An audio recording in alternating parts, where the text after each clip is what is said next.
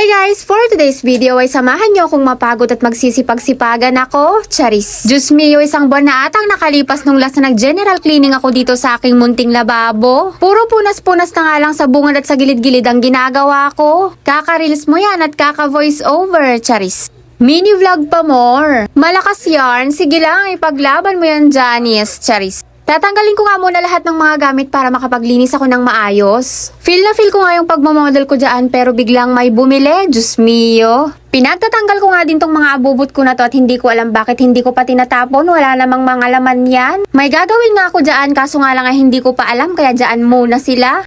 Huwag pala kayo matakot dyan sa gasol dahil sinarado ko naman yan bago ko binuhat. Flex ko na nga rin yung lagayan namin ng bigas na nabili ko lang din yan ng murang-mura dahil nga kasama sa 70% voucher. May kasama na nga din siyang panukat. Sa mga hindi pa nakatry ng 70% voucher ni Shopee, naku guys, mag-check out na kayo. Napakalaking tipid. Mapapa-thank you Shopee talaga kayo guys. Sinasabi ko sa inyo, hindi nyo kakayanin. Charis. Buti na nga lang at hindi pa masyado madami yung mga tinatago kong kayamanan, hindi nakakahiyang videohan. Habang pinapanood nyo ako dyan guys na naglilinis, ay isi-share ko sa inyo yung mga ilang nabili ko sa Shopee na sobrang mura. Isa nga itong panty ni Samira na 12 pieces pero 82 pesos lang yung binayaran ko. O diba, bongga? Napakaganda ng tela niyan guys sa personal at napakalambot. Ang merong size lang pala niyan ay 3 to 5 years old. At heto pang isa guys, ang Happy Pants Extra Large na 24 pieces. Nabili ko na lang siya ng 135 pesos. O diba, bongga? Napakaganda niyan lalo na sa mga kagaya kong may sari-sari store. At sobrang dami nyo pang pagpipilian guys. Groceries, school supplies at mga gamit sa bahay na sobrang mura nyo na lang talaga siya mabibili.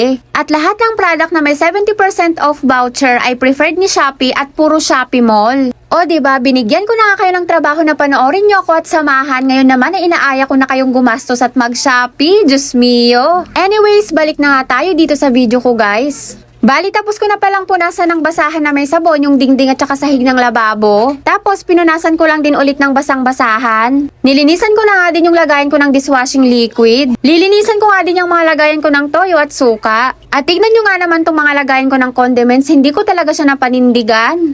Noong nakaraang araw ko pa nga yan nahugasan kaso nga lang ay hindi ko pa nare-refillan hanggang ngayon. Diyos mio. Pero yung mga lagayan ko ng toyo, suka at patis ay napapanindigan kong lagyan. Tatanggalin ko nga lahat ng nakapatong dyan dahil malangis at maalikabok na yung patungan. Isang buwan mo ba namang hindi pinunasan di pwede nang magtanim ng kamote dyan? Charis. Heto nga ang isang nagustuhan ko dito sa mga bote na to guys na lagayan ng toyo at suka. Pag malangis na nga sila hawakan ay pwede mo nga lang lagyan ng konting sabon tapos ihuhugas mo lang sa gripo. Pwede na, kikintab na ulit yung pinakasalamin ng bote. O diba, hindi siya matrabaho hugasan. Pagkatapos ko ang hugasan lahat ng bote at punasan, nagsimula na din akong maglagay ng mga gamit na pinagtatanggal ko kanina. Heto nga't feel na feel ko na naman yung lagayan ng bigas namin. O diba? Ignorante yarn, charot. Pagkatapos ko ang i-fill yung lagayan ng bigas na yan ay isinunod ko namang linisan yung kalan namin. Napabayaan ko nga ng ilang araw kaya naglalangis na ang pag-iitsura. Dinamay ko na nga ding hugasan yung patungan para naman malinis lahat.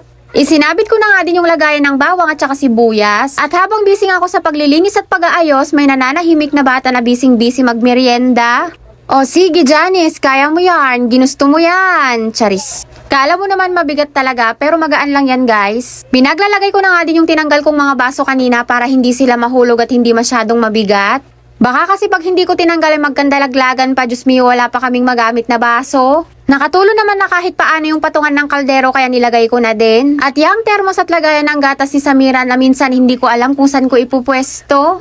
At heto naman si Madam kinakarirang pagmimerienda, siya ata itong napagod. After 100 years natapos din, Charis. At ayan na nga guys, pwede na namang hindi linisan ng isang buwan, Diyos mio. Susulitin ko na ang i-video dahil nga mamaya ay makalat na ulit yan. Nakakawala nga ng stress at masarap sa feeling pero mamaya mai-stress ka ulit. Ano daw?